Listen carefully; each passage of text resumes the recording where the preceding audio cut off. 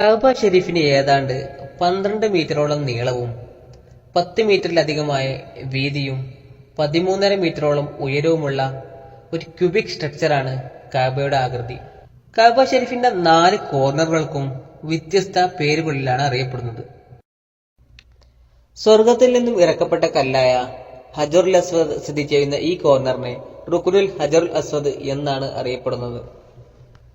റുക്നുൽ ഹജറുൽ അസ്വദിൽ നിന്നാണ് തവാഫ് തുടങ്ങുന്നതും അവസാനിക്കുന്നതും. ഹജറുൽ അസ്വദിനെ വെള്ളി കൊണ്ടുള്ള ഒരു ഫ്രെയിമിലാക്കിയിട്ടാണ് കഅബയിൽ ഉറപ്പിച്ചിട്ടുള്ളത്.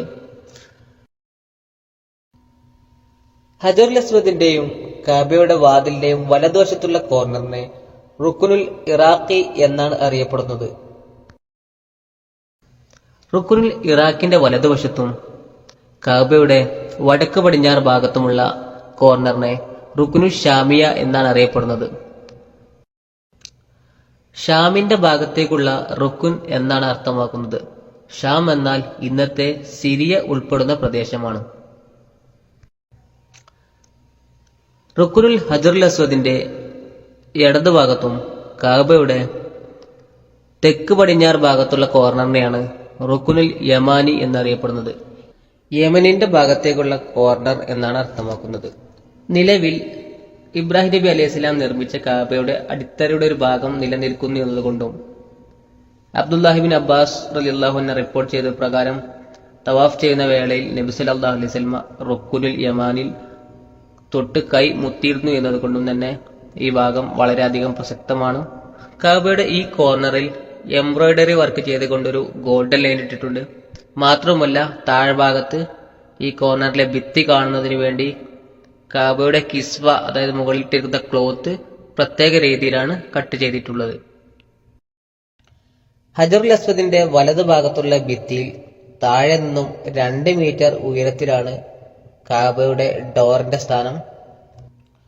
പൂർണ്ണമായും സ്വർണത്തിൽ തീർത്ത വാതിലിൽ ഖുർആനിക വചനങ്ങൾ കൊത്തിവെച്ചിട്ടുണ്ട്. ഈ വാതിലിനെ ബാബ് അൽ റഹ്മ എന്നാണ് അറിയപ്പെടുന്നത്. ഹജറുൽ അസ്വദിന്റെയും കഅബയുടെ വാതിലിന്റെയും ഇടയിൽ 2 മീറ്ററോളം നീളമുള്ള ഈ ഭാഗത്തെ മുൽത്തസം എന്നാണ് വിളിക്കുന്നത്. പ്രാർത്ഥനയ്ക്ക് ഏറ്റവും കൂടുതൽ ഉത്തരം കിട്ടുന്ന സ്ഥലമാണിത്. കഅബയുടെ ഡോർ സ്ഥിതി ചെയ്യുന്ന ഭാഗത്ത് കഅബയിൽ നിന്ന് കുറച്ചു മാറി മത്താഫിൽ സ്ഥിതി ചെയ്യുന്നതാണ് മഖാം ഇബ്രാഹിം. കഅബയുടെ മുകൾ ഭിത്തി നിർമ്മാണ സമയത്ത് ഇബ്രാഹിം നബി അലൈഹിസ്സലാം കയറി നിന്നപ്പോൾ കാൽപ്പാട് പതിഞ്ഞ കല്ലിനെയാണ് മഖാം ഇബ്രാഹിം എന്ന പേരിൽ അറിയപ്പെടുന്നത്. കല്ലിൽ പതിഞ്ഞിട്ടുള്ള ഇബ്രാഹിം നബി അലൈഹിസ്സലാമിന്റെ കാലടയാളങ്ങളെ വെള്ളി കൊണ്ട് ആവരണം ചെയ്യപ്പെട്ട രീതിയിലാണ് സംരക്ഷിച്ചിരിക്കുന്നത്. മുൻകാലത്ത് മഖാം ഇബ്രാഹിം വലിയൊരു വുഡ് സ്ട്രക്ചറിനകത്താണ് സൂക്ഷിച്ചിരുന്നതെങ്കിലും പിന്നീട് തവാഫ് ചെയ്യുന്നതിനുള്ള ബുദ്ധിമുട്ട് കണക്കിലെടുത്തുകൊണ്ട് ഏതാണ്ട് ഇന്ന് കാണുന്ന രീതിയിൽ ഗോൾഡൻ നിറത്തിലുള്ള ഒരു ലോഹക്കൂട്ടിൽ ഗ്ലാസ് ഇട്ട് സൂക്ഷിച്ചിരിക്കുകയാണ്. ഈ കാണുന്നതാണ് ഹിജ്ർ ഇസ്മായിൽ അഥവാ ഹത്തീം.